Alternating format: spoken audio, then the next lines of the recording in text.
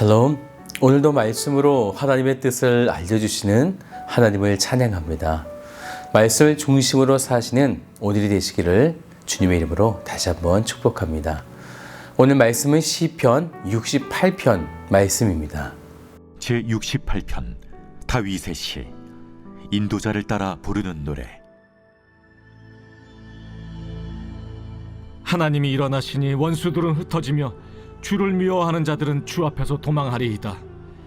연기가 불려가듯이 그들을 몰아내소서. 불 앞에서 밀이 녹음같이 악인이 하나님 앞에서 망하게 하소서. 의인은 기뻐하여 하나님 앞에서 뛰놀며 기뻐하고 즐거워할지어다. 하나님께 노래하며 그의 이름을 찬양하라.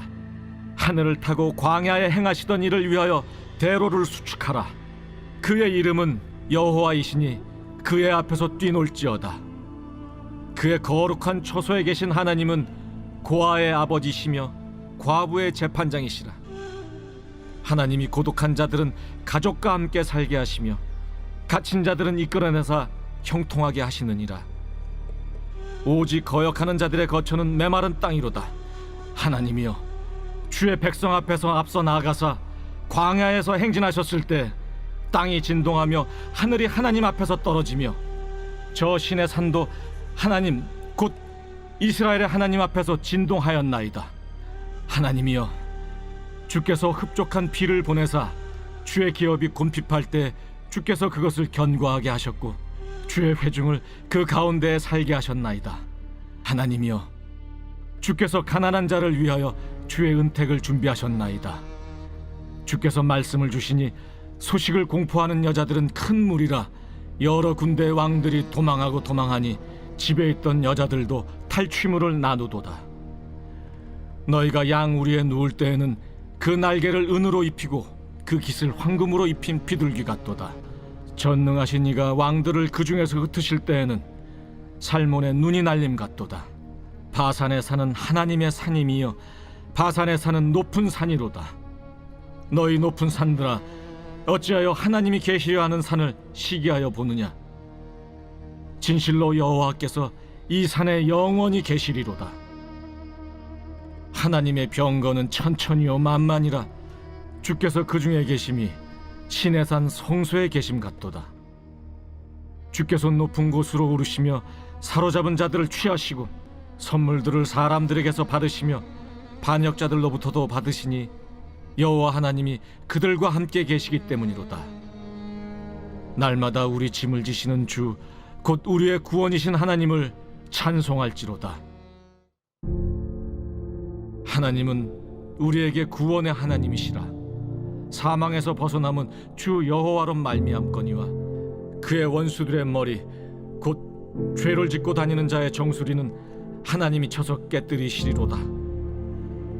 주께서 말씀하시기를 내가 그들을 바산에서 돌아오게 하며 바다 깊은 곳에서 도로 나오게 하고 내가 그들을 심히 치고 그들의 피에 내 발을 잠그게 하며 내 집의 개의 혀로 내 원수들에게서 제 분깃을 얻게 하리라 하시도다. 하나님이여, 그들이 주께서 행차하심을 보았으니 곧 나의 하나님 나의 왕이 성소로 행차하시는 것이라. 소고치는 처녀들 중에서 노래 부르는 자들은 앞서고 악기를 연주하는 자들은 뒤따르나이다. 이스라엘의 근원에서 나온 너희여, 대회 중에 하나님 곧 주를 송축할지어다. 거기에는 그들을 주관하는 작은 베냐민과 유다의 고관과 그들의 무리와 스불론의 고관과 납달리의 고관이 있도다. 내 하나님이 너의 힘을 명령하셨도다. 하나님이여, 우리를 위하여 행하신 것을 견고하게 하소서. 예루살렘에 있는 주의 전을 위하여 왕들이 주께 예물을 드리리이다. 갈밭의 들짐승과 수소의 무리와 만민의 송아지를 꾸짖으시고 은조각을 발 아래 밟으소서. 그가 전쟁을 즐기는 백성을 흩으셨도다. 고관들은 애굽에서 나고 구수인은 하나님을 향하여 그 손을 신속히 들리로다. 땅의 왕국들아, 하나님께 노래하고 주께 찬송할지어다. 옛적 하늘들의 하늘을 타신 자에게 찬송하라. 주께서 그 소리를 내시니 웅장한 소리로다. 너희는 하나님께 능력을 돌릴지어다. 그의 위엄이 이스라엘 위에 있고 그의 능력이 구름 속에 있도다. 하나님이여, 위엄을 성소에서 나타내시나이다. 이스라엘의 하나님은 그의 백성에게 힘과 능력을 주시나니 하나님을 찬송할지어다. 시편 68편은 과거 이스라엘 백성들에게 행해졌었던 역사적 사실들을 산발적으로 인용해서 기록하고 있는데요. 예를 들면 사사기 5장에 나오는 드보라의 노래가 여러 차례 인용되었는데, 더욱이 신명기 33장에 나오는 모세의 유언적 축복의 노래가 또 인용되었고, 또 곳곳에 다른 말씀들도 함께 인용되고 있습니다. 그러다 보니 성경 해석 역사상 가장 난해하고 복잡한 말씀이라 이렇게 불려지고 있습니다. 그래서 본시의 내용 자체로 어떤 결론을 단정 짓기가 어렵지만, 그럼에도 본시 내용 전체가 한 가지 공통된 점을 강조하고 있어요.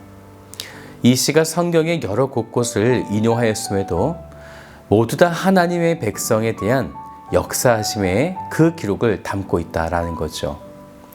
그래서 모든 전쟁에서 승리케 하시는 하나님, 당신의 택한 백성을 영원한 안식처로 인도하시는 초점에 맞추어져 있다라는 것입니다.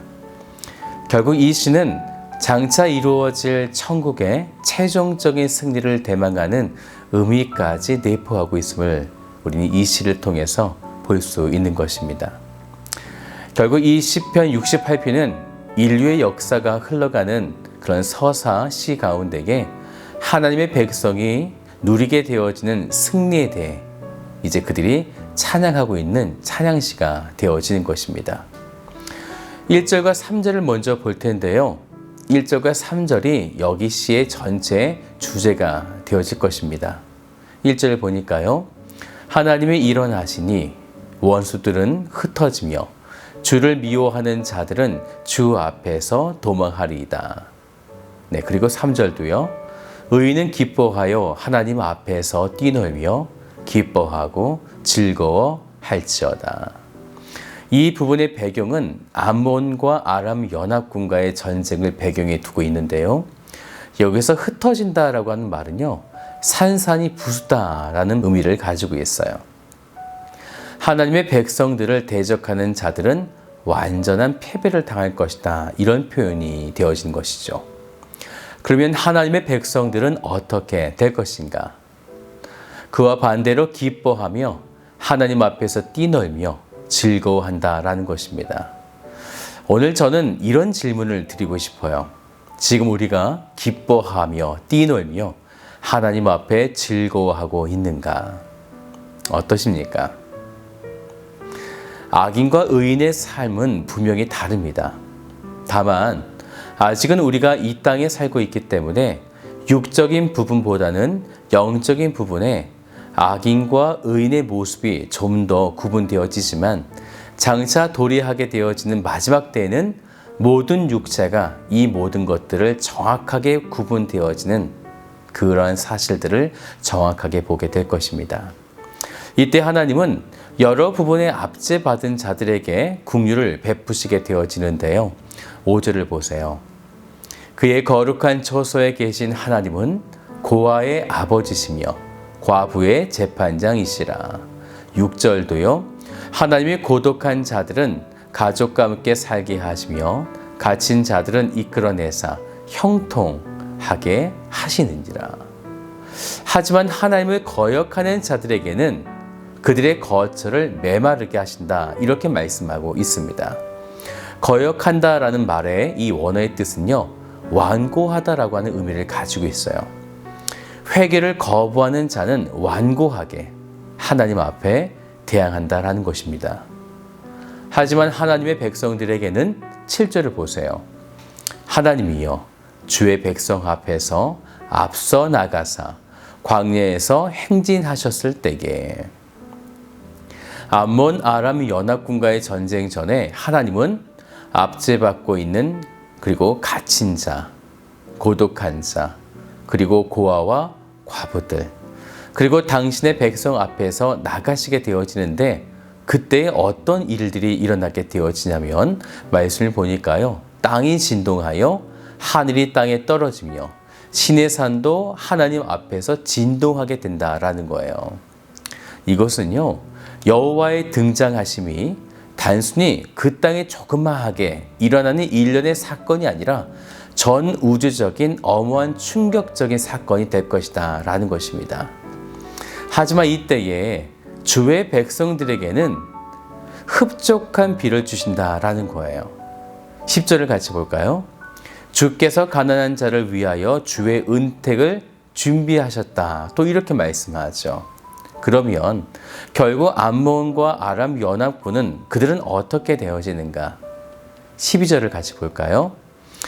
여러 군대의 왕들이 도망하니 집에 있던 여자들도 탈취물을 나누도다. 아멘. 이렇게 하나님이 그들의 왕을 흩으실 때, 그리고 14절을 또 좀 더 같이 볼까요? 살몬의 눈이 날림 같도다. 살몬은 바람이 조금만 불어도요, 눈이 쉽게 쓸려 내려가는 바산 지역에 예벨 하우란 이런 곳이 있어요. 바로 그곳을 이야기하고 있습니다. 이렇게 하나님께서 역사하실 때 그들은 이렇게 바람에 쓸려가듯 이렇게 아주 쉽게 이렇게 그들이 무너지고 쓸려간다라는 거죠. 17절을 볼까요? 하나님의 병거는 천천히요, 만만이기 때문에 하나님이 높은 곳에 오르셔서 사로잡은 자를 취하시고, 이것은요, 선택하신 백성들인데 선물들을 사람들에게서 받으신다라는 거예요. 여기서 선물은 이 선택받은 자들의 복종과 충성을 말하고 있습니다. 하나님이 이것을 받으시는데, 하지만 반역자들로부터 또 받으신 것이 있다라는 거예요. 이것은 그들의 탈취물이 되어집니다. 그들의 세상적 권위를 부여하는 그런 탈취물들을 이제 하나님이 받으신다. 곧 그들에게 취하신다, 뺏으신다라는 것이죠. 이런 하나님을 바라보며 다윗이 19절을 이렇게 고백합니다. 날마다 우리 짐을 지시는 주, 곧 우리의 구원이신 하나님을 찬송할지로다. 우리 짐.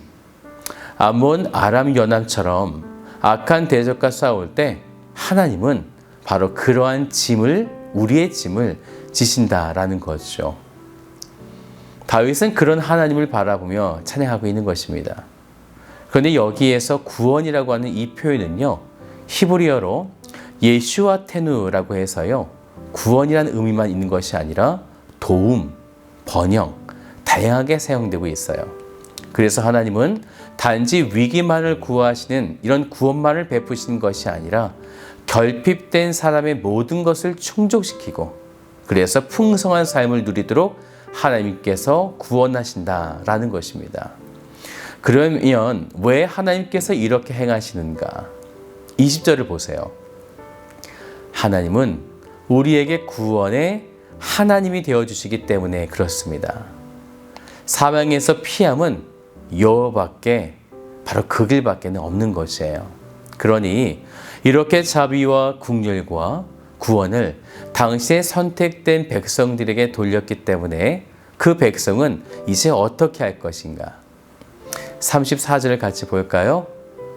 너희는 하나님께 능력을 돌릴지어다. 그의 위엄이 이스라엘 위에 있고 그의 능력이 구름 속에 있도다.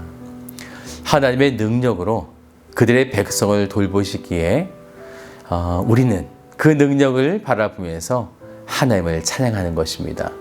우리가 이 사실을 꼭 기억했으면 좋겠어요. 하나님은 반드시 자신의 백성들을 지키신다라는 것을요. 오늘 그 은혜를 기억하며 하나님을 찬양하는 복된 삶을 사시기를 주님의 이름으로 축복합니다.